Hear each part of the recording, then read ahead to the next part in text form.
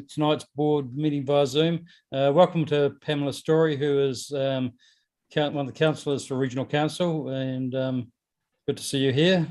Welcome Kurt from staff and the rest of the board members and councillors. Okay, let's make a start. Have we got any apologies or leave of absence?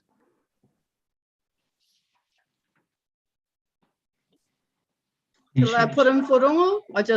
Here she is. Oh, here she is. Yeah. Jen? All right. That's why she didn't answer my call. She was probably furiously trying to connect. Awesome. Okay. So no apologies. We'll move on to the confirmation of status of agenda. Happy to move. Thanks, Eugene. Seconder. Second that. Thank you, Jack. Okay, and any disclosures of interest? I think for later on, when we've got the RSA have applied for funding for having the flags up. There's several of us are actually financial members of the RSA. I don't know how we get on with that. Any idea on that, Matt? Is anyone on the committee for the RSA or just financial members? Just financial members. Okay. We might just note in the disclosure of interest. If anyone could just put their hand up, who's a member? It's almost everyone. Okay. So I've got that on the recording, and I'll just note that people who put their hand up are financial members, but it shouldn't affect the application at all. All right. Move on to confirmation of minutes from the last meeting. I'll move that. And seconder, please. I'll second that. Thank you. I think Diane. Okay, public forum. Seeing we've got Pamela here, Pamela might just like to introduce herself. A lot of us haven't met her. We've seen photos of her on stuff and a few other places, but yeah, I'd like to just introduce yourself, Pamela, and that'd be good. Absolutely. Thank you for that. And thank you for allowing me to sit in on your meeting. So my name is Pamela Story, and I am one of the two Waikato regional councillors for this constituency. And I don't have anything specific really to share tonight, but just wanted to come along and hear, what are some of the issues that your communities are dealing with, or any particular issues that you might like to raise with regards to regional council. Now, I think that, there's still a lot of confusion amongst people as to what is regional council and what is district council. Yep. And, so, I mean, a simplified version, I suppose, of regional council is that it is primarily focused on water, soil, and air, but it is actually broader than that as well, because we do get involved in things like economic development. We do the pest management, biodiversity, biosecurity, alongside the water and the soil and the air quality issues and things like that. I suppose that if you consider that regional councils really sprung forward from catchment management services in the early days, and so in a number of regional council areas, they don't exactly map over district council areas because regional council boundaries are set by catchment. So I found it really quite fascinating when I started with regional council that the southernmost boundary is the middle of the crater on Ruapehu. And I thought, what a weird place to have a boundary. But when you consider that it's catchments that dictate the regional council boundaries, then starting at the top of a mountain makes sense, right? So sometimes there's overlap, sometimes there isn't. In terms of the constituency that I represent, it's pretty much a direct map of the Waikato District Council. So I cover all of the district council area. So just trying to stop in on some of these community board meetings and community committee meetings just to try and get a bit more of a flavor. I do tend to have quite a close relationship with a number of the district councillors. I know that, Janet and Eugene and I see each other in different venues and different, events and things like that. But I suppose just wanted to, I guess, put my face in front of you all and say, hey, if there's a regional council issue that you'd like to hear a little bit more about, perhaps if you can feed that back to me, then at one of your upcoming meetings, I can make sure that we've got a bit of a presentation around that, or I can ensure that one of our staff members can come along and speak to any particular issues. In terms of the portfolios that I'm kind of across, so I chair strategy and policy, which is the only all of council committee for Waikato Regional Council. It's one of those, like, I really love strategy and policy. I come from a extensive experience in governance, and so I love that place. But not everybody does, because it's a lot of submissions on various, whether it's a district council matter or certainly quite a lot of submissions on central government direction. But personally, I really love that, because I think that that's where we can really, particularly the submissions to central government, that's where we can bring a Waikato voice to what's being proposed from Wellington. And I think that that's really essential, because I'm sure that those who live in Wellington think they understand how to map out regulations that are suitable for all of New Zealand. But I think that it's really important to look at those proposals from a Waikato-centric viewpoint, because there's certain things about our unique region that don't always get picked up in that. And so that's something that I really push hard for, is that we're across various central government submissions. And if there are opportunities to present to select committees on various items, that we take those opportunities. Yeah, just to remind people that, hey, we've got some unique and special attributes here in the Waikato, and those need to be considered, and our people need to be considered. So so one of the recent submissions that we did was on the National Environmental Standards for Drinking Water, which I know everybody gets so excited about, right? It's important because those proposals are around ensuring that we have safe drinking water for our residents. Now, that National Environmental Standard is not to be confused with Three Waters. Those are very different agendas from central government. The Three Waters is more around the infrastructure space, whereas the Drinking Water National Environmental Standards are around ensuring that it's high quality water that's provided.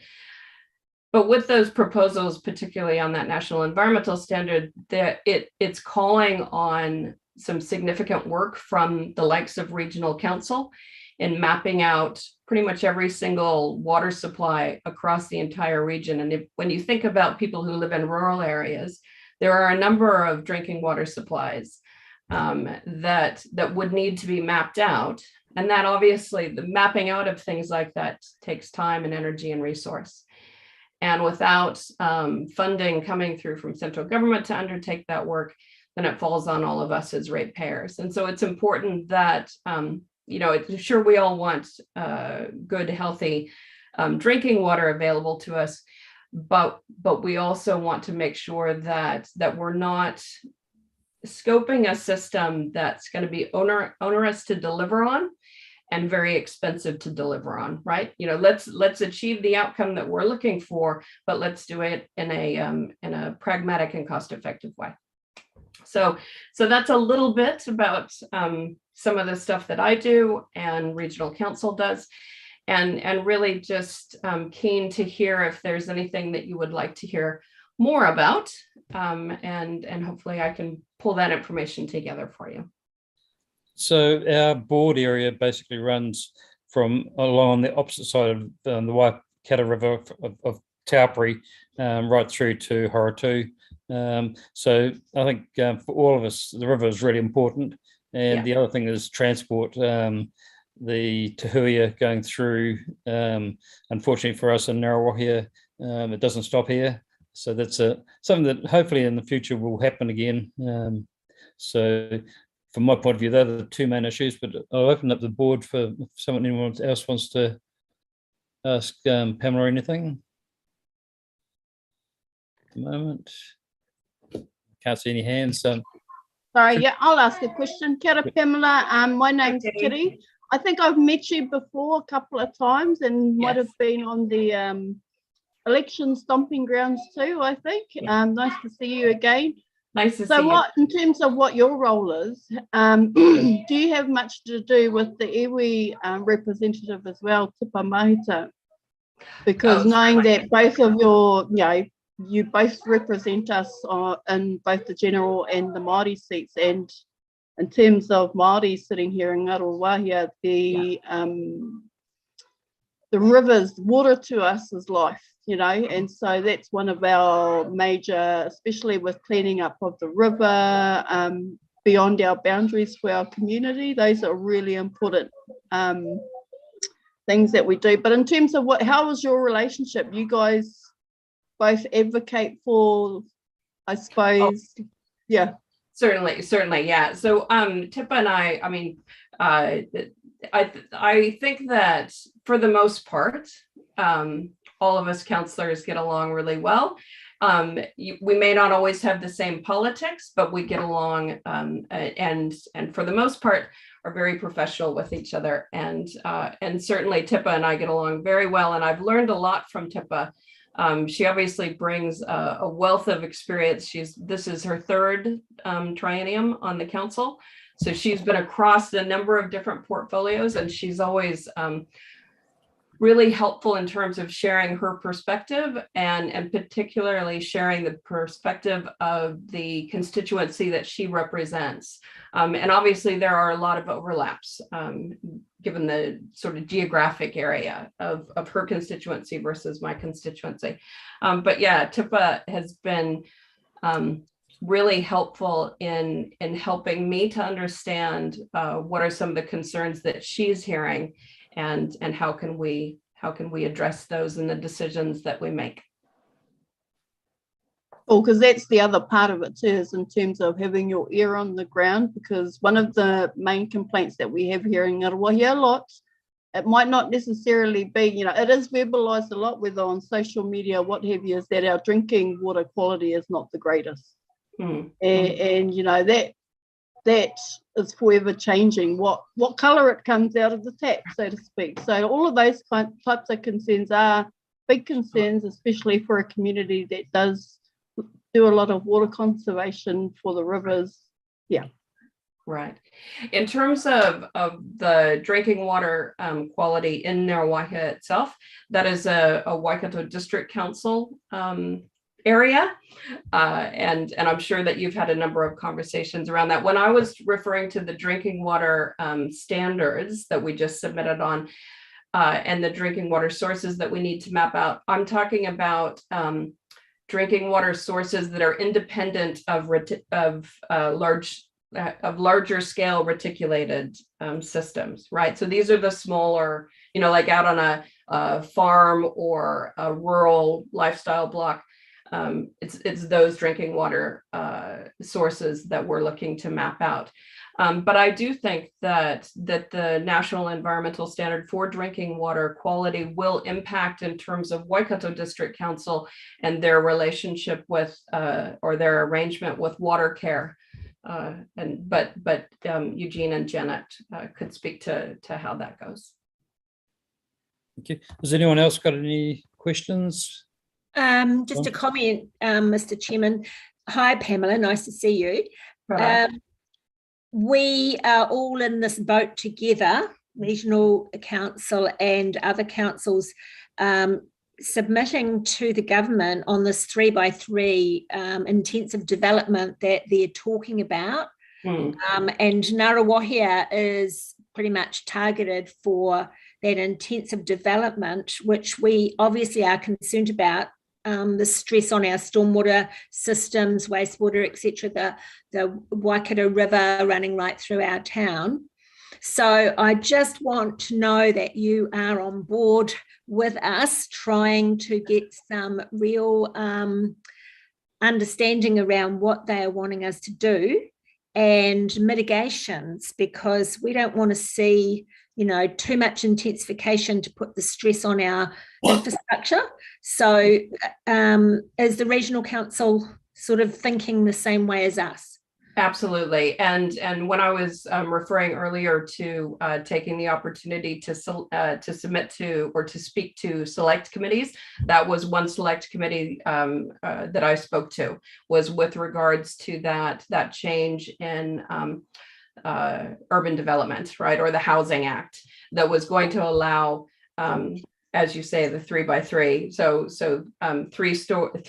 three-story dwellings to be built without essentially any consultation with either regional council or district council, which I find that really frustrating, because on one hand, with the Three Waters conversation, they're saying we need to have this conversation because councils haven't provided the infrastructure, the drinking water, the wastewater, and the stormwater. Councils haven't provided that to suit the needs of communities. But then on the other hand, they've got this proposal, which says, go ahead and build 3 houses. You don't even need to talk to us, but somehow our collective infrastructure is going to need to handle the weight, if you will, of that type of development.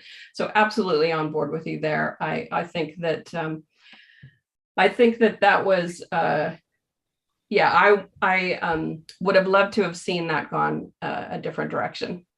Yeah, I think it's really important that there is communication with development and those of us who are providing infrastructure to support it.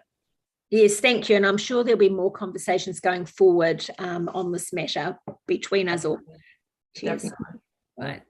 Probably just to add to that, Pamela, with the 3x3, but also legislation that's come out from central government removing the need for car parks in residential areas as well as commercial as well. So that there is a big concern, because we all know that developers are building more narrow streets. Yep. You have issues with emergency services entering those areas. Plus, also, you flip it over on the other side, and the government and all of us looking at, the environmental impact and climate change, the electric vehicles, or the EVs. And if you have no driveways or garages to park your cars, where you're going to charge your vehicles. Exactly. So the government's pushing EVs on one hand, but they're taking away the opportunity for people to be able to actually use them efficiently on the other. So, that's going to become a real problem going ahead, because you won't want to people won't run extension leads out to the side of the roads to charge their cars. So major problem, I think, in front of us. Yeah, and that is certainly a position that I've put forward around the regional council table is, I think we can't ignore that a number of our urban areas draw on extensive rural areas as places of doing business, recreation, providing services. And so the reality is, I live in Tihoe, right? And so if I want to go to Hamilton, there's no public transport from here, and I don't ever foresee it in my lifetime. And so inevitably, I'm going to have to drive a car. And so those provisions that you're talking, or those proposals, I should say, that you're talking about, Eugene, I can see certainly some challenges given the way our urban centers are utilized by rural communities. Yeah, absolutely.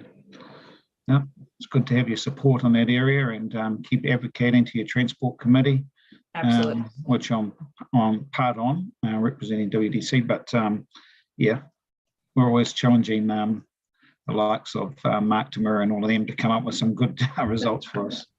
Yes. Thank you. Thank you. Anyone else? Okay. We'll move on to, I think, the discretionary fund is next. Matt, you were going to give us a bit of a discussion about that. Would you like to start with that first? Yeah, not a problem. So as you'll see in the, oh no, it's not on the agenda. It was circulated out a cycle of funding application for the RSA Anzac flags. There is a new funding process which came into effect at the end of last year. Leanne, who I'm sure you all know, gave a talk to all the community boards, but she missed out because I think the process was approved on the day or the day after the community board meeting. And essentially, it's designed to make the process for discretionary fund applications more efficient and faster rather than waiting for funding rounds. So I thought I'll give you a bit of a quick rundown on the process because it's much more simpler than it was before. So if a organisation wants to make a funding application, they can go to the website, then they can go to the Ngaruawahia Community Board page on our website, and there'll be a funding form. And all they need to do is fill that out and send it to Greg, or they can send it to another board member of your choosing, who can be your funding sort of processor. And they can go through the application and see how it stacks up. And if they need any help, they can ask the funding team. So Leanne or Jason, if they've got any queries or if there seems to be a problem with it. And then from there, it can be tabled during the meeting and the discretionary fund agenda item, or just send it through to democracy beforehand. So it can be discussed on the agenda. And then once we've received that, the organisation can just send through the invoice and it can be processed from there once it's been approved by the board. So that's a little short rundown of how the new process goes. I know that Leanne is more than happy if you guys have any questions or you're unsure about the process, or if something doesn't look like it quite adds up, or just anything that that comes to mind. So that is a new process. I know it pretty well now. If you've got any questions, feel free to ask if you've got one on top of the head. I think Vanessa probably has. No, you just no. Actually, I'll let Eugene go first because I will probably rephrase. Through the chair, Matt or Janet, maybe help me out here. I was sort of a little bit surprised that the RSA was thing for the flags was coming here. I thought that was part of a separate. I thought we'd sort of put all of the RSA civic events associated with them in a separate pool, and they applied to that. Yes, that was my understanding as well. Okay. The Anzac stuff was to go somewhere different. Yeah. And I can back up the councillors because that's what the process has been in the past, that it's gone to a different fund. Okay, I think you might be right there. Do you know, Greg, when there has to be, when they want to hear a reply to see if they'll be approved? We're going to need it fairly soon. Yeah. I was sort of under the impression that the Civic Day costs were being picked up by council for all the civic parades, and that the flags are a separate issue. And last year they put an application in, RSA put an application in, but because of COVID, it didn't go ahead. I think the year before, it's all changed since then, Greg. Yeah, I wasn't quite sure whether. Then, but I thought anything to do with the RSA, but we probably just need to get some clarity on that anyway, and maybe Leanne can help. Yeah, I'll get some.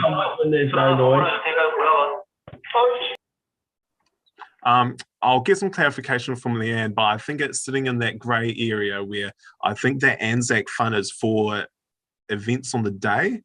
So the traffic management, catering, hiring of contractors for flowers or bands or whatever. But I'm not sure about the flags because that's would be something that would go up before. So I'll get some clarification from Leanne and see what the true story is with that, and whether that's something that needs to be considered by the board or whether it should have gone to that Anzac Fund. I think maybe what we need to do is consider approving it from our funding, and if Leanne can pick it up, then she can pay for it, but we really need to be able to give the RSA the go ahead. Vanessa had some issues with it when they put an application in. Oh, it was on the form, as you'll see from that first page. So because I was in the office with Anne when she was trying to do it. Yeah, so there was some huge issues with the form. Yeah, so she just typed erection of Anzac flags in one line and it just repeated through, and same with she had problems with the GST. There was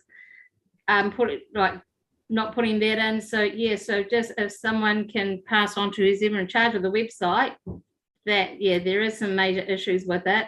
And when she went in to find the funding form, she actually did it initially on the old form, because that still exists somewhere in the system as well if you go into funding. And I keep saying to her, no, it's a different form. It's only 2 pages. You don't need to do all of that. So yeah, so there's a bit of an issue with the website. Probably someone needs to have a look at. Okay. It's good that it's much more simplified, because the RSAs, whenever they did it, because they had to put in all their accounts, financials, it was like 20 or 30 pages. It was half of our agenda, and really most of it really wasn't of any importance to us. So the system sounds good. We've just got to make it work. And I was a bit remiss, being it was my first one that I've struck, yeah, so that's why we didn't actually have it put into this agenda. But yeah, if we can discuss approving that payment, and then we'll see how we go. Kerry.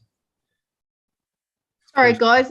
Just in terms of approving payments, there is only $670 left in our PUTIA, our discretionary fund, that's not been committed. So are we talking about moving PUTIA from where it's already been committed to be able to approve?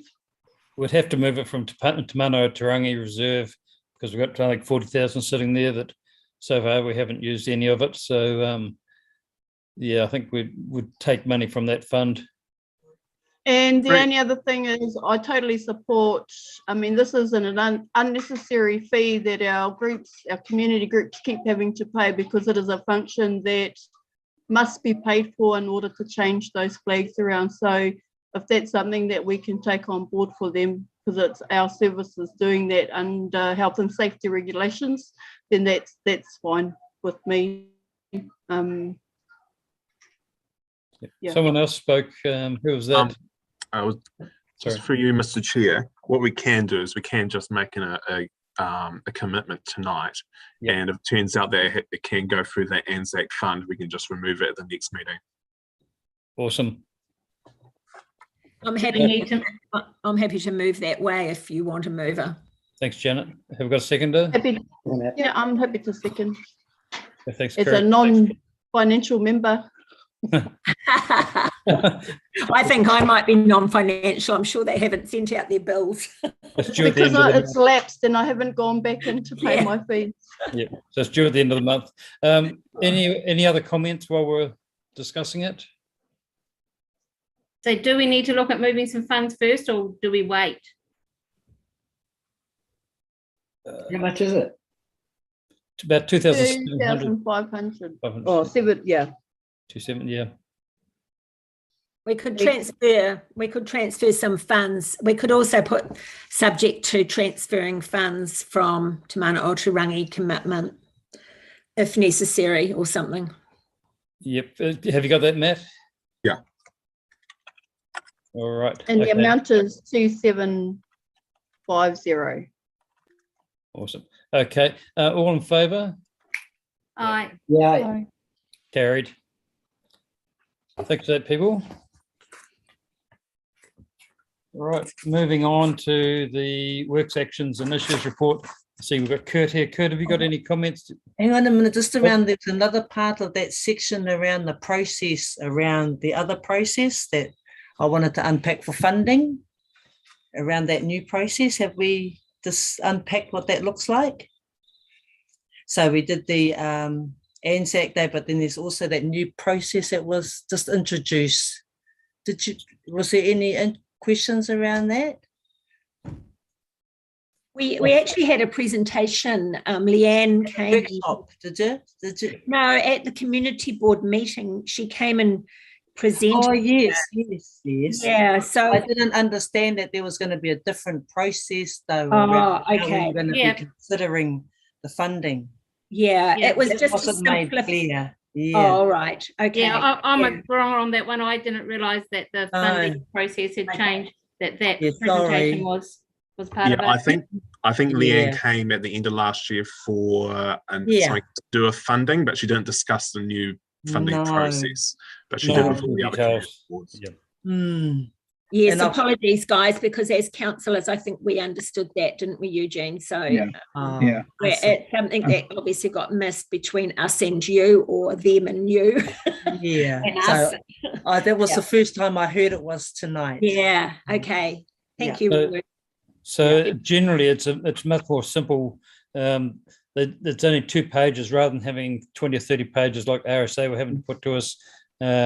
It's a much more simple process, but we're saying that we've actually allocated most of our funds, and so for the security lights as well. So security cameras. So the only funding we've got available is if we do pull some back up from the reserve. Yeah, I understand that, but I really want to know what that process is. So if someone comes up to me and asks, then I'll be able to inform them around what they need to do. That's all. Okay. It would be great to unpack. Actually, yeah, and if we can ask for that process to be emailed to us, so before Yeah. we get together again, we have a better Mhm. understanding, that would be great. Thank you. Yeah. No problem. Thank you. Thanks, Matt. Okay, Kurt. Yeah, I'll take the report as read, Mr. Chair. If there's any questions, maybe just the one action there to point out around the security camera project itself. So we have secured a project manager. I was hoping to get an update from him after a follow-up on Friday, but I haven't received any further update. So as it stood on Friday, the contract hasn't been commissioned yet. So I think it would be good to give just an email update to the board as soon as that comes through. Hopefully that's tomorrow or the next day. So I'll be able to give you that update as soon as I can. Awesome. Great, thanks, Kurt. Okay, anyone got any questions about that section of the report?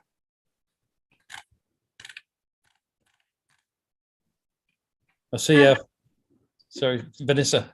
Sorry, and through you, Mr. Chair, under the Ngaruawahia works, there's a thing in there about bundled hall works, compromising of the Ngaruawahia Raglan into Cow Halls. Is that the memorial hall, and is it being refurbished? I can probably go ahead, Janet. Oh, no, you can go. We were going to bring that up in our report, weren't we, Eugene? Yeah. So the good news is around the Memorial Hall was that there was a earthquake category against it, which was going to be significant cost to bring that up to date. And we've just had latest report in that it's a 25% or something threshold. So we don't have to do any structural earthquake repairs to bring that up. So there's a massive savings there. So we then can go back and look at doing some of the upgrades to that hall, which we talked about. It was probably not this term, it was the previous term, the previous board. We talked about doing work around there, and it was getting up to $400,000 or $500,000. And then also the earthquake report came in, and it was like another $1 million odd to bring it up to standard. So we had to really seriously consider how much hours that place was getting and how much money that the ratepayers were spending on it. Since then, the earthquake part's come out, and we've had some bit of feedback on being able to do some of the upgrades a hell of a lot cheaper than what was originally first put to us a few years ago. And that's around some heating, some upgrades to the kitchen, I think the toilets, and some general painting and tidy up, some electrical work. So I think Trevor Rung is working on that, and so we'll probably get some feedback. We'll see what the upgrade works were, so we can feed into that. So I know the previous board, along with the users like the Lions Club and that, last time around, had a number of site visits and worked on, what it was needed by the users, not so much by us telling them what to do, but so much the users and what they've lacked. And heating was a big thing. So we'll try to get something back that we can maybe discuss at a workshop or feed into that. Very good. Great, thanks, Eugene. No other questions? Oh, no. Kerry. So can I just go to the Patterson Park shared courts in terms of thank you to council for swapping out the netball goals for the tennis nets, but it was interesting to see that only one court is set up for a kid size, where we used to have 2 courts. So on one side of the pole is the adult hoop, and on the other side, halfway down, is the kid size. So we used to have 2 courts functioning as kids, where they could turn the pole around and turn it into a junior netball court. And so we currently have 1. I know we've got more than 1 set of poles. So if we can follow up and find out where those are, that would be choice, because it's only 3 adult courts and 1 kids court. Would you be able to do that, Kurt? Will do. Thank you. Awesome. Couple of things. Belgravia seems to have we've got some issues still with the Belgravia accounts. I still don't think we paid anything to them for last year. So that's, I don't know what's happening there. I see final invoice has not been sent out until the end of this season for this past season. So we'll just keep an eye open for when that happens. It must be for free. I was going to say, through you, the chair, I don't think we need to sort of keep raising it so much as a concern, because we've checked time and time again with Belgravia. If we keep chasing them saying, "Oh, I'm sure we owe you money," they might say, "Okay, well, let's write an invoice out. If you want to give it to us." I think we just leave it as is, and don't try not to keep pursuing it, because I don't think we need to. We have done everything we can. We have, to chase that down. Would that be right, Kurt? Yep, definitely. Yeah. Okay. All right. I won't mention it again. The other one was the old Pony Club grounds. Of someone posted some photos of the flooding in 2008 on one of the Ngaruawahia Facebook pages, and I've sent her a couple of the photos, the 2 that I shared with the board on Messenger as well, showing the flooding in 2008. And I'm sure I think it was either 97 or 98, it was at least half a metre to a metre higher again than that. So it's something to keep in mind for them. So hopefully I will get the chance to meet with them on site and discuss what they want and how flooding would actually affect them. All right. Any other comments? All right.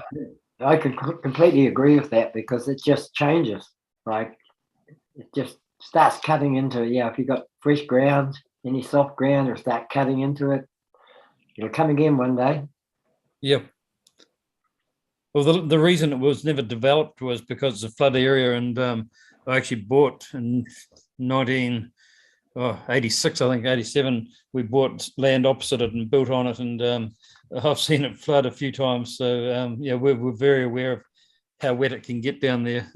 That was its sole purpose, was it basically it's a flood reserve. So but we'll follow that through. Okay, nothing else from that report?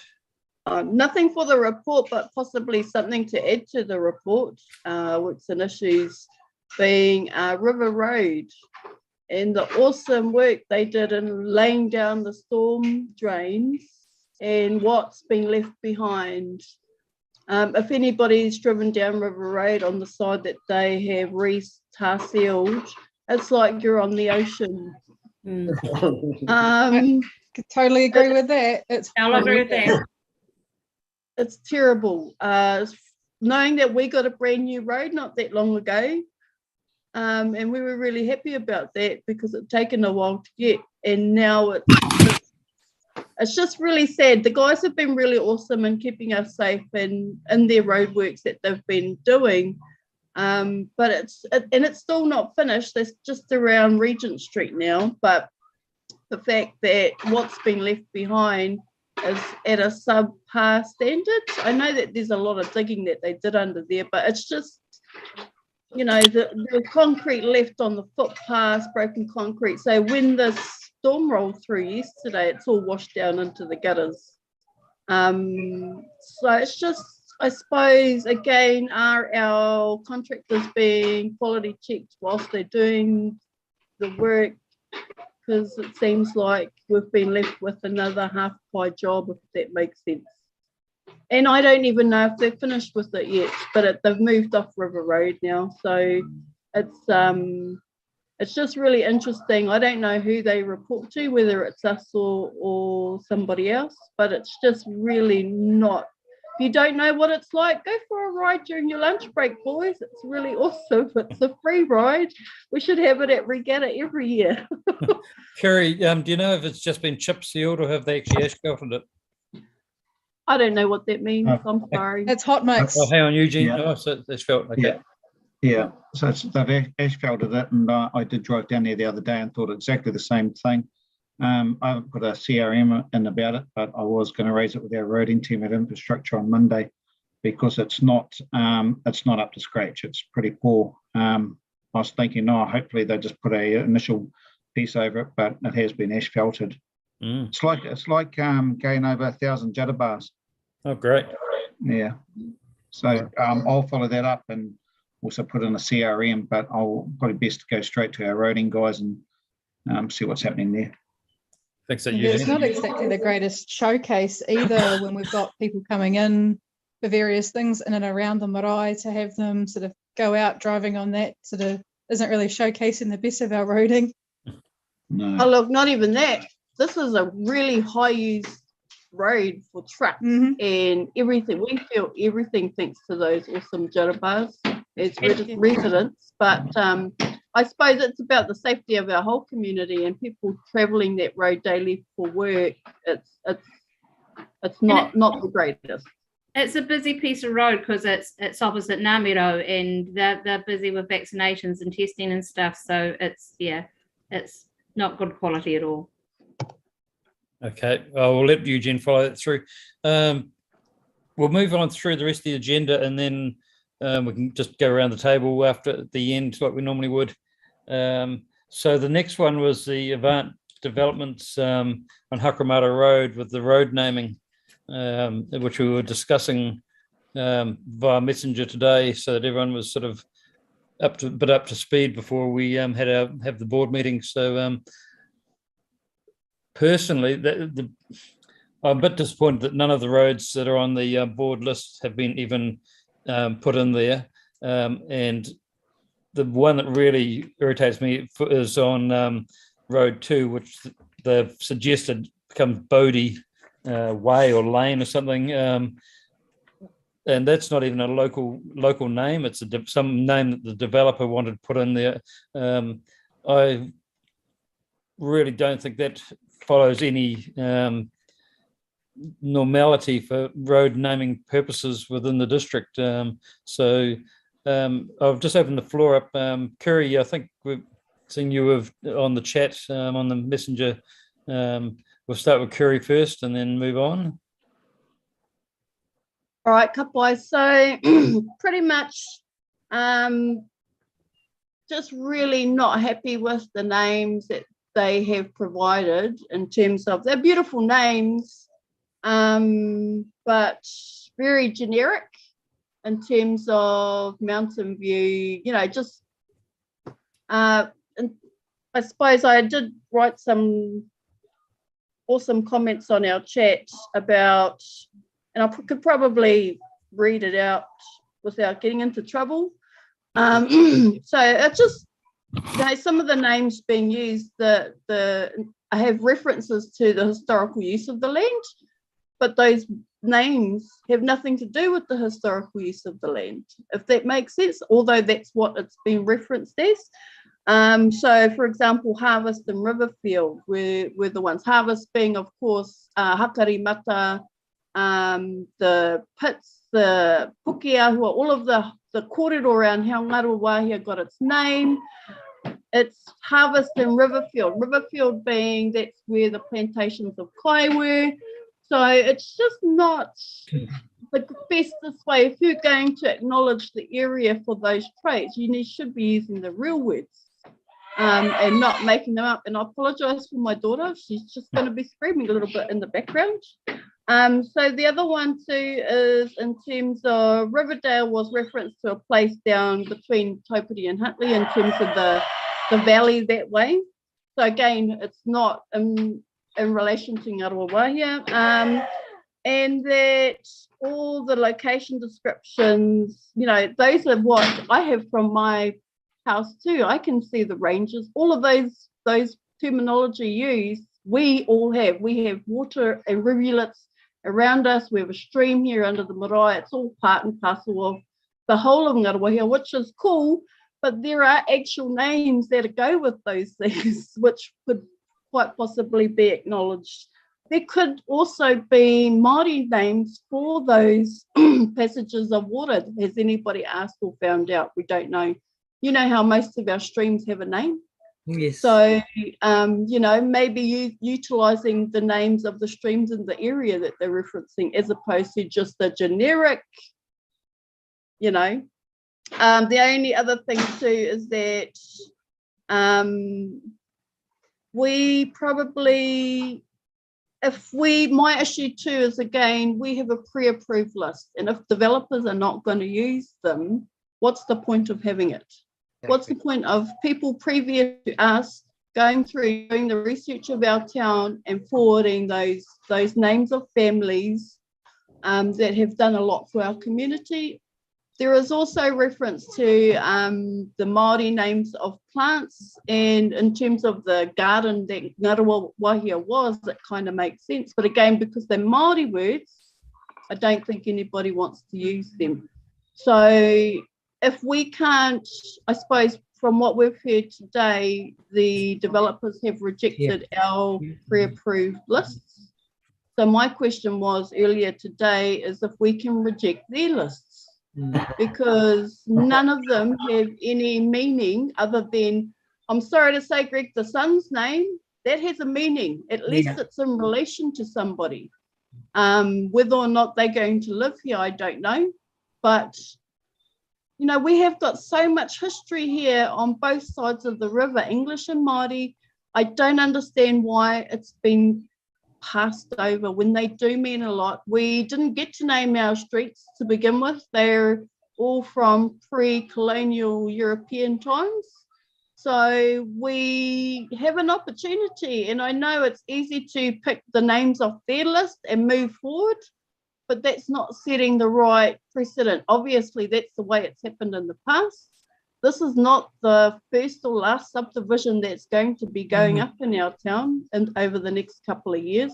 And it's really awesome to see driving down Duke Street, Herangi Crescent, Solomon Drive, all of those names of our community that have contributed. It's really uplifting, especially for my generation growing up here, knowing that we've got Kent, George, King, Queen, you know what I mean? It's not like, it's something that I've gotten used to, but it's really awesome for my child to be able to see the Māori names up on the streets here.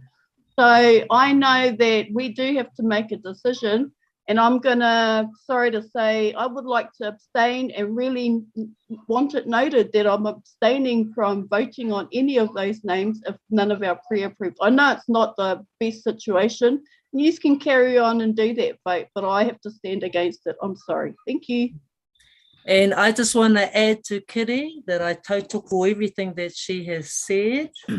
And I think it's really, really important, especially when we're moving on in our education sector and we're looking at introducing our history and our stories into our education curriculum, and how better way to reflect it that in naming the names of roads and streets in terms of holding on to our rich heritage, bicultural heritage.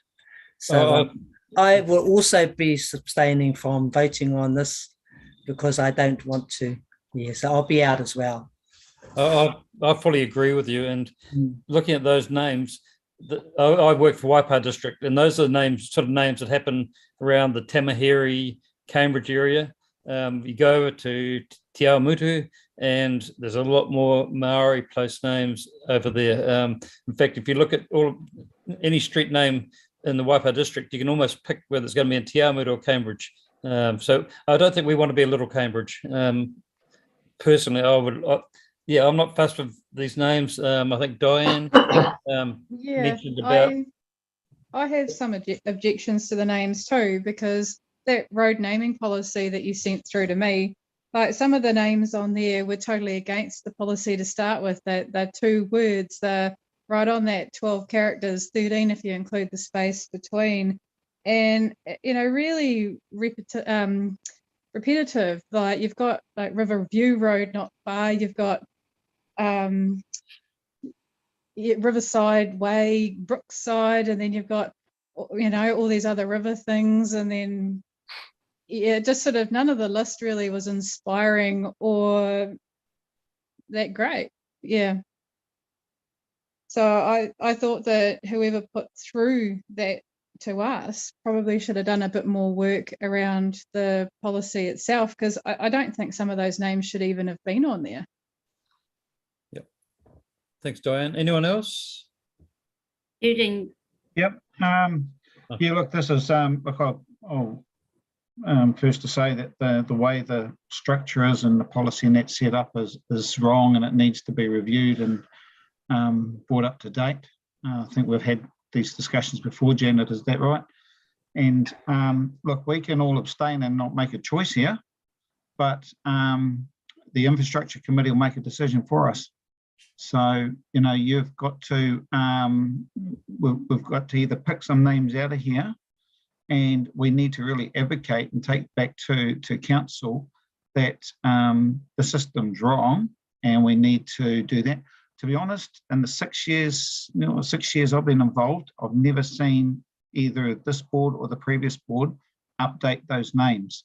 So I totally get what Kitty was saying, and that so all of the older names or the older street names are all like European names. And so there was a big push some years ago, 15 years ago, of the community board at the time to introduce a lot of Māori names, and there was a heap of Māori names on there. Hence, a lot of the new subdivisions now have got a lot of Māori names, the ones that Kitty's just mentioned over off Duke Street, Matariki Terrace, Riverside Way, etc., etc. So, whether that was done to sort of try to even it up or try to become more multicultural, I think has been a good thing.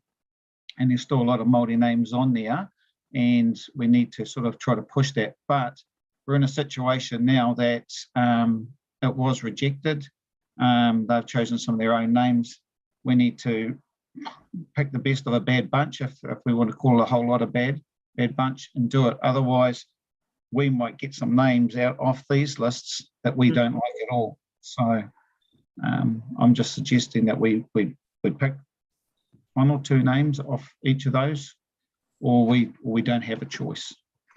I think tēnā koe, Eugene, for sharing that with us through the chair.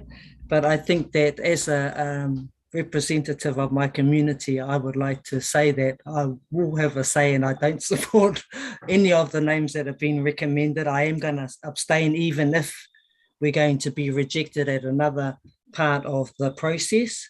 But I'm very clear that I won't be participating in this time. Yeah. And yes, but how to enable the developer to come in to our area now and to change the narrative of our area is no more, it's unexcusable. So yes, when we look at the list, and it hasn't been updated, but we're in COVID times now, there's a lot of changes that have happened out in our communities. A lot of people are talking about equity, a lot of people are talking about te tiriti, and a lot of people are talking about sustainability. But one of the key areas is around Māori and their presence in our world now. So that's just something that I will strongly advocate that I won't be supporting tonight. Yeah. Out there to my community. Yeah. Look, I just replied to that. Look, hey, I totally agree, Rongo, that this is wrong and support exactly where you're coming from. I just, the infrastructure committee can make some decisions and they might be totally, off that list, what we don't want. I mean, maybe the other suggestion is come back, we totally reject all of the names, but then we don't have any control. So, Janet, what else? Yeah, I've been listening obviously tonight, and also listening to the kōrero we had today on Messenger and that. And I also saw that this policy is well overdue, and then due to staffing constraints, they have not done that. I think we've got quite a strong story to go back to the staff member concerned, who also has said there's been a lot of staff changes, and he's not all over this policy either. So yeah. I'm wondering if our first choice is to go back to the staff and say, hey, this is how we feel, and backing that up as the policy's overdue. And secondly, I know full well that Mountain View, whatever, was rejected for Taupiri. So why would it be if have accepted for Ngaruawahia, that word, Mountain View? So I mean, and I personally like some of the plant names that were put forward on our Ngaruawahia list. So maybe we don't kind of think we've lost yet. Maybe, Eugene, we go back and just see whether we can have a discussion with that developer and get across our feelings before it even gets in front of infrastructure. Because it's nowhere near ready, is it? It's not like they're wanting addresses for school children enrolling in schools. It's not that far ahead, is it? No. No, not really. No, it's still a fair way off, I'd say. So we could have a discussion with a staff member that's been discussing with you, and maybe feed back to the workshop. I'm kind of thinking that seems to be the majority of the feeling of this board, unless someone's going to tell me otherwise. Jenna, I just want to add to it. One of the other issues I have with the names that the developers have put forward is, in a couple of them, the three of them I can see on the first page, at least there's other ones similar, less than 30 k's away. Maybe some of these people need to do a morning and doing mail sort, which I've done, and see the amount of mis-sorts we get through, because they're so close in name and the scanning thing doesn't quite pick up the postcode. So people's mail can take like an extra 2 weeks because it gets sent to the wrong place. Yeah, and I can understand that, and I do think they're pretty unimaginative names. All I'm saying is that maybe we don't have to accept this, Eugene, and it's better to put up a fight now, rational discussion fight, and get, because at the end of the day, we've seen it go to infrastructure, but in infrastructure, they always ask the local councillors their opinions, don't they? So we, even if we don't win the first, battle, we've got the second battle where we can actually stand up to our fellow councillors and say, look, this is the reason why we've got to this point. And I would imagine most of our councillors will support us, wouldn't they? Yeah. Maybe we just received the report. I was just going to say, so I guess the intent, remembering the intent of this report is to engage with you, the community board, for your feedback. So 100% within your right to go back to the report writer and give all of your feedback. And if all of your feedback is that all of the things that have obviously come out of this, so that this report can be adjusted before it goes to infrastructure committee. So this isn't a done deal per se. This is an engagement report. So I would suggest exactly how you've said, Councillor Gibb, is to put this information together effectively back to the report writer, so that can be incorporated. Yes, thank you, Kurt, because I recall we were in a no-win situation. I think it was when Festival Way came up and some of those down Old Taupiri Road, And we were held to ransom over those, and we had to agree because there were kids trying to enroll in schools, and they said, if you don't agree to some names, they can't enroll in schools. I remember that, and maybe that was the term before. So we don't have that hanging over our head with this. So yeah, thank you. I think that might be a good way forward, Mr. Chairman. Hey, Curry. Sorry, and just my last 5 cents. I just need to thank you all for considering this, because my family's name's on that list. You know, not because of what I've done, but because of what my grandmother, my grandparents have done. We always need to recognise where we come from in order to be able to move forward together. And we have a great history here that is catalogued. You know, it's not rocket science in terms of ensuring that we do right by the people that have come before us. You know, it's really cool to say that I know the family that Patterson Park comes from. You know what I mean? It's a piece of us. We're being proud of being a part of our community. And that's all from me. Kia ora. Okay, thanks. Jack. Yes, I was going to say, I was there when Janet was too, and we did go through a lot of names. That was a couple of terms ago.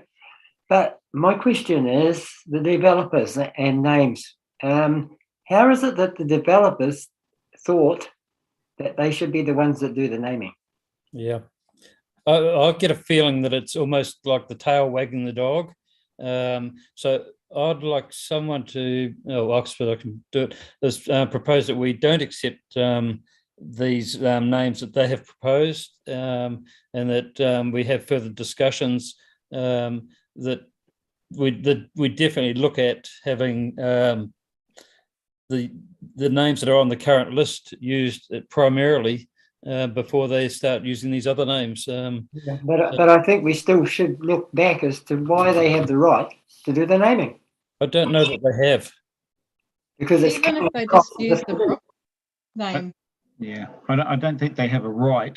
Yeah.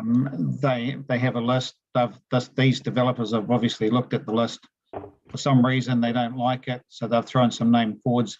We've rejected them, and so yeah, we can just say we received the report and we want to take it back for further discussion. Yep. With the report writer, which Janet's been having a bit of dialogue with, so we can just follow that through. I can do that if you want me to. Can we have a mover then to I'll Ringo? move. Yeah. Yep. Thanks, Ringo. And a seconder. Thank you. Is Diane, Jack. did you have your hand up? Jack Oh, did. Jack. Okay, I can't see Jack at the moment. Okay, thanks, Jack. Yeah. All in favour of that? Aye. Aye. Okay, carried. Thank you. Just a point, Mr. Chairman, this is why it's so important that we get involved in submitting on consultation for policies when this road naming policy comes up. Yep.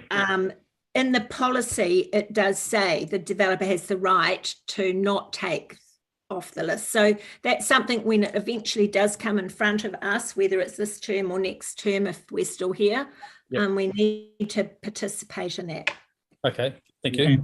And just another thing, Mr. Chair, I've got infrastructure on Monday and it won't be in there anyway. So there's a further 6 weeks or so before it would even come in front of infrastructure. Okay. So we've got time. If the staff member can keep in touch with Janet and I, and so that we keep it to the fore, it'd be good.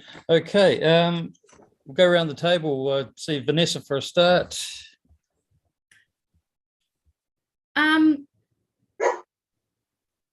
So just I've CRM'd it, but there's a lot of street lights out between the Waikato Road Bridge and sort of Martin Street when I come to work in the dark at the moment.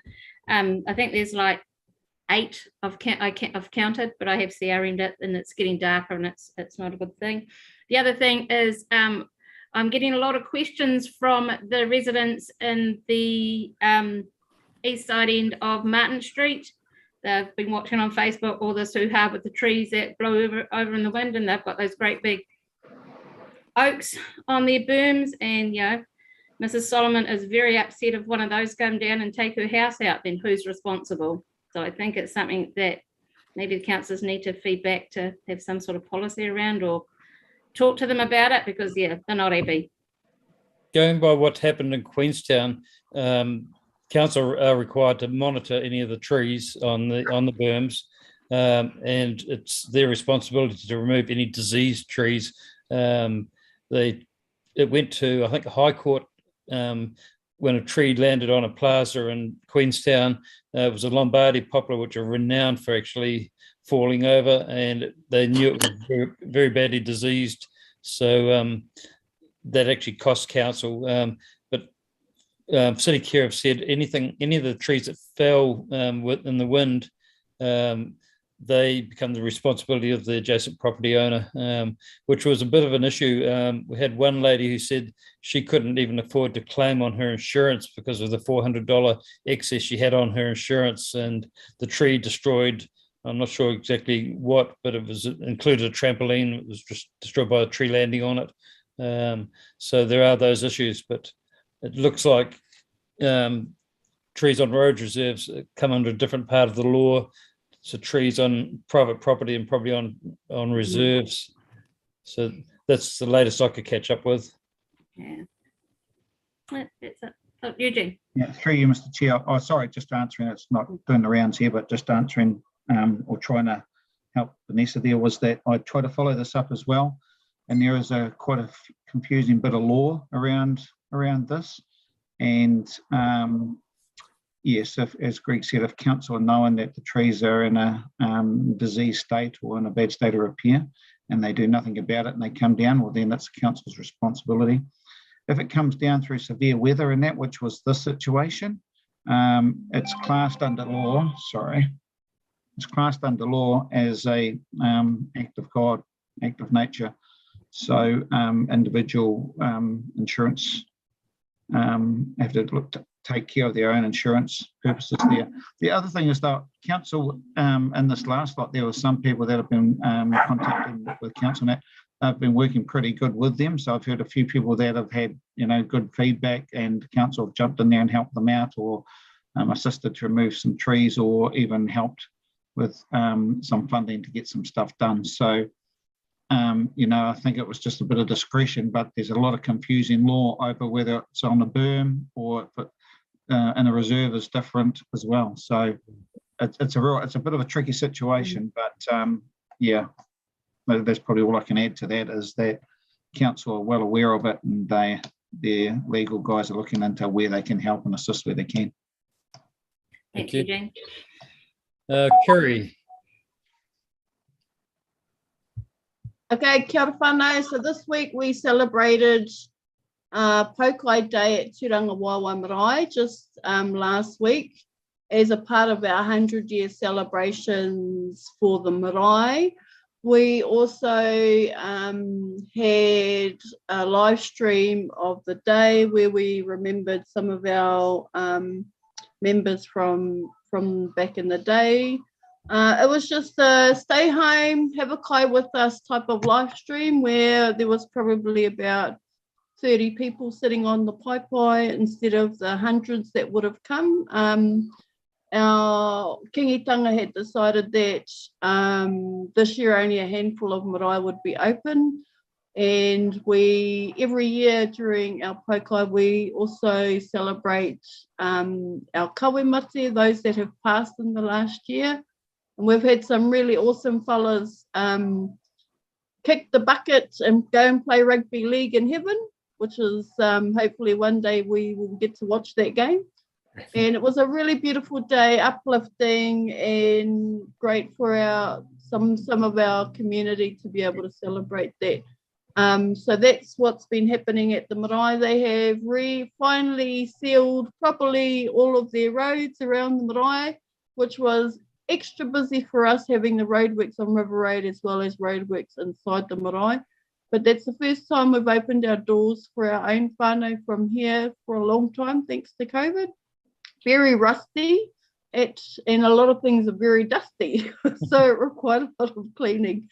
But it was a great day for our marae whānau. And the only other thing I do have to ask is, do we know if we've got, because I know it went to Environment Court, an outcome to what happened with Pajuli and the food pits? We don't yet know. No. So I didn't see what an outcome was. I was very interesting to watch the court hearing, and it's great to see that although our awesome Tamainipo and Ngaruawahia whānau were kind of on different pages, they were definitely aiming for the same end goal, which was really awesome to see. And hopefully, I think everybody's happy to put this behind them and we get a resolution that is going to be awesome for everybody. Again, talking about things that have happened historically in our town that we haven't had a chance to, I suppose, keep safe. So hopefully we get through the line, and it's really awesome to see the support that our councillors have provided to everybody involved throughout the process. It's been a long process, and I do wish everybody the best in the outcome for that. So hopefully we find out. I thought you guys would have more information. I'm just Joe Blog standing on the corner watching online. So if we do find out, can you guys let us know if there is an outcome, because I haven't seen anything publicly put up anywhere and I've been scoping it out. Also today I got a chance to, I actually, thanks to being in isolation, get a chance to jump in on most of your live streams on council. It's been very interesting. So it was cool seeing that previously, that Ngaruawahia is going to be looked at in terms of the earthquake proofing being level 2 and the areas outside of Ngaruawahia, but still in the district, they're at a lower level. So it's cool to see that we're a priority. It's always great to hear that our town is a priority. So big shout out to you two and what you're doing. I know that it's probably a lot easier zooming in from home for everybody, but there are still people out there that have to do the work in person. So big shout out to all of our staff and our crew through this pandemic, and knowing that Ngaruawahia is probably at its peak with COVID right now, and hopefully it's good to see Eugene, you survived. I think, did your colours turn from black and white to blue and gold? No, not quite. That one. But I take it off to all of our workers at Ngāmero, because without them we wouldn't have had a centre here for so long. The food parcels that they've been dropping off, a lot of people in our community have become like us, back to back isolations where you just never got a chance to restock your stock. And so those food banks have really come in handy, and a lot of our community have been really blessed by the awesome people here. So big shout out to Ngaruawahia. It's awesome living here. I feel very privileged. Kia ora whanau. Thank you, Kerry. Janet, hang on, no, we'll leave the councillors to last. Yeah, leave me to last. Yeah, okay, Rungo, you're next in line, Boxon. I'm all good, thank you. Just great to see everybody online. All right, Jack, have you got anything? Okay. From the 1st of May, we've got daffodil bulbs being delivered, and we want them, or they want them planted at least by the end of May. So I don't know if we're just going to use the old places that we had that we haven't used, or we're going to come up with some others, or I know we need some more by Ngaruawahia primary school, because we didn't have enough to finish there. Probably need a bit more by where the boat launching ramp is. They were a bit scarce, but come up with some ideas, because we don't want to leave it late. The earlier we get them in, they'll come probably the first week of May. All right. And we need to know where we're going to go. Thank you. So how do you want that list circulated? Do you want it coming to you, Jack? Yeah, it could do. It doesn't matter, or just to Greg or anywhere. Yeah, either me or Greg or both. You send it to Jack for the time being. But we did have some set patterns which came from council, and there are a few more of those that could be used. But we want to look, and for a start, we didn't have much going over Patterson Park and over that other side. You did take some down to Horatu, didn't you, Greg? Yeah, the primary school, Horatu Primary, had a planting on their road there. Yeah, and some of the other schools came out, and we did some there by Patterson Park as well. So, yeah, we want to spread them around a bit, but spread in good places. Do we know how many we're getting this year? No, I haven't heard. No, I Right. was just looking on my email. It didn't have a number. Okay. Probably the same as what we got last year. Okay. Oh, we'll try and find out as soon as possible. But they're coming from local this time. They're not coming from overseas. Yep. We might get more for the dollar. Okay. Diane. Can't hear you, Diane. Unmute myself. No, I'm all good. Okay. Other than my boy wound up with a sore throat some time ago, and we went through Namero and got the rats test, and yeah, it was an absolute seamless process, and I think it was really, really good because I'd heard horror stories of people going through Hamilton to get the same thing. So I'm really stoked that we've got such a facility like that set up here that's so accessible for everybody. I think it's great. Thank you. I didn't do a chairman's report this time. It's been a very quiet period since the last board meeting. A lot of staff away, so it's pretty hard to contact people. Kurt, can you get the road markings looked at for the pedestrian crossings on Great South Road in the middle of town? They're really getting worn and right on winter, so I think they probably need an urgent repaint.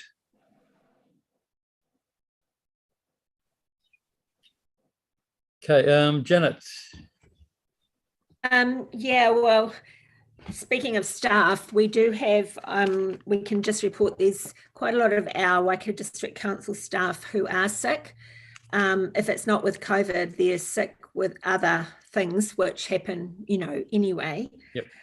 And we just want to shout out to the fact that they're pulling their weight, the ones that are working there and aren't sick. They're really going overboard and over time with the amount of work they're trying to get through. So if we can make sure that if there are complaints from our community, that we just perhaps put across to them they need to be empathetic, because our staff are getting sick too, just like the community's getting sick. All right. And that would be really appreciated. And if there's nothing that's urgent, we shouldn't be asking them for information, or we just maybe put it on hold for now. And that's something that came through today from our chief executive and our customer services team. So it's pretty tough for them. As I can't recall the figures, but it was quite high. Yep. So Eugene and I have been really busy with the dog bylaw hearings and deliberations, and the speed limit bylaw hearings and deliberations. So just a heads up for the speed limit. Good news, your submission about keeping the 50k through the town has been accepted. So, there are other changes, of course, and the schools will be all 40. And so that's coming along well for Ngaruawahia and Taupiri as well, because that's what they wanted. The Taupiri through Great South Road is going to drop to 60. Yeah. So, and trying to be quick. Not so great news for the dog bylaw, your submission there about that prohibited area.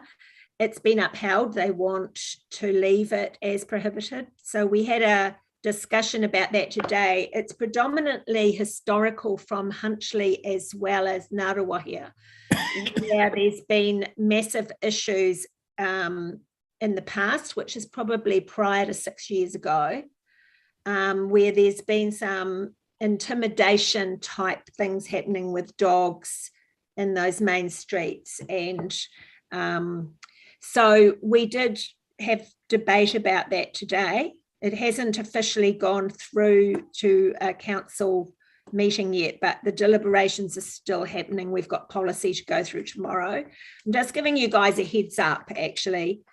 They need that to be a prohibited area so that they can control some negative behaviour. And there are some pockets, Eugene might like to follow up with this, down the Pharaoh's Corner, and that predominantly has caused safety issues for members of our community. So as much as we asked them to give us justified reasons why, we did have vigorous debate, didn't we, Eugene, this morning? Yeah, this afternoon. I think we're not going to get any headway there from your submission. So I'm sorry to say you lost one, you won the other. You know what I mean? So is there a process where we can go back to give some feedback around that, or we've lost it completely? No, it's it. So in terms of this bylaw, how long does it last for? Because the changing way of the towns that we're going to be living in. So, so Raglan is still allowed to have dogs off their lead. Yes, I know. And then how come Raglan, how come Ngaruawahia and Hitley have been? No, they're not allowed to have dogs off their leads. They have to have dogs on their leads in all the towns. Well, so we're allowed to bring our dogs into our towns with their on their lead? So in Ngaruawahia and Huntley, there's been something in place, must be for about 7 years or so, that that's historical. Dogs are prohibited. Now, I think that the rule's been there, or the bylaw's been there. Nobody's ever not worried about it. I know heaps of people that take their dogs for walks down through town and et cetera, et cetera. It's not an issue. It's just that it gives staff some teeth a bit if there is going to be issues with dogs. And stigmatization to a town, which has happened, which has happened in our two towns in last year. We seem to have got a bit of kickback today, and we're talking about it. And so we did our best, and we also compared. We said Huntly's in the same boat as us, but the Huntly councillors didn't kick back on that, and neither did the community board there. So we said we needed to understand the difference between what Raglan can have and we can't have, and that was the answer, that it has been major issues in the past. But with any, this is great new, because Ngaruawahia is not new and is changing, because we are changing. Yes, our township is changing. Yes, so we I are. don't see why we should still be penalised for 7 years of historic bad behaviour. Yeah, so as Rongu, as Eugene said, it just gives them teeth if there's a complaint. So when many of our bylaws are sitting there and they're not even used or invoked unless there's some serious complaint that happens. So I think that we shouldn't be too concerned at this point, but it won't be probably for another 5 years, or Kurt might be able to help me out here, or even Democracy, Matt, another 5 years before it would get looked at again. So I'm just giving you this heads up because this is what's happening, and we haven't quite finished the deliberations, but tomorrow we've got policy to go through. So we'll see if there's anything in the policy that we can actually address, Eugene, tomorrow. But it's like, I can't think of another bylaw. The keeping of chickens, a number of chickens in urban areas. Okay, people might have a whole heap of chickens and they don't comply with the bylaw, but unless there's a complaint, the council isn't going to go out there and find something to use against that person. It'll only be if there's lots of complaints. Does that make sense? Gotcha. Yeah. Okay. Please don't shoot the messenger. Thanks for that, Janet. Was there anything else, Fair Janet? enough too, Janet. Fair enough. But that I'm very clear that it sounds like stigmatization to me when it comes to demographics and in a town like ours. We've moved beyond that. Yeah, I did explore that. Now, and aspirations. I did explore that, and I didn't get very far. That's future vision, I suppose, but it's happening right now. Thanks, Rongo. Thanks, Janet. Was there anything else? I know I might pass over to Eugene. Okay.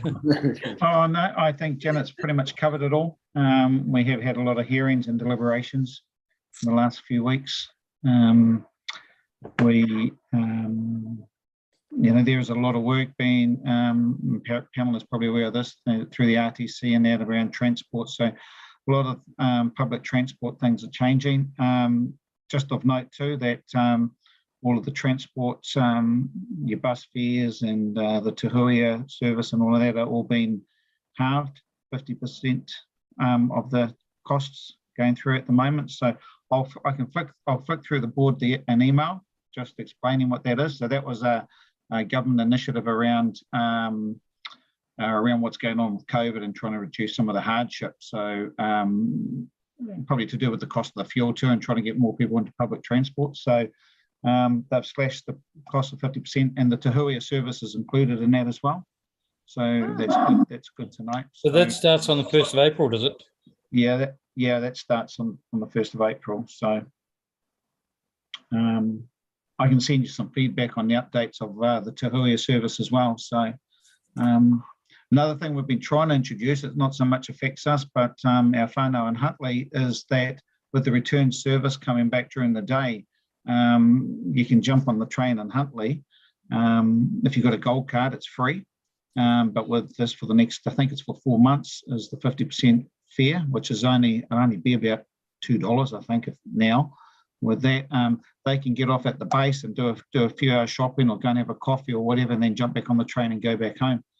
So, it's quite a good little service. So 2 hours in Huntly, but, tell all your friends and whānau and Huntly about that. But I'll send through some details on timetables, etc. That could be good. And I do get along with what you're saying about the dog thing and the prohibition around that town centre. But I'm hoping it's something we can just tuck away. Other than us in this forum here, the majority of people won't even know that rule's in place, and will still walk their dog and everything's all good. So the good thing was getting the speed limit things done through there. So we had a bit of a kickback around Hakilimata Road, which we tried really hard to get down to 80, and we just couldn't win that battle. So unfortunately. Okay. Well, that pretty much covers everything that was on the agenda. Thank you, everyone, for coming along, and thank you, Pamela, for sitting in and spending a bit of your precious time listening to what's going on within our town. Really appreciate it. Thank you very much for letting me do that. It's always good to just hear what are some of the local issues. And just on the half price fares, it's 3 months, so it's through the end of June. Good, very good. That's good. I already noticed a difference with my gold card. Yeah. Just before we go, I would like to just follow on from what Diane said, and express our great thanks for what Miro is doing for our town and for our people, and how well we're treated. And the likes of the rats you can get no cost at all, whereas other people are buying them in other places. And we just can't thank them enough. Thank you. Thank you. Oh, good evening to everyone, and we'll probably organise a workshop in a couple of weeks' time, even if it's by Zoom. Good night. Thank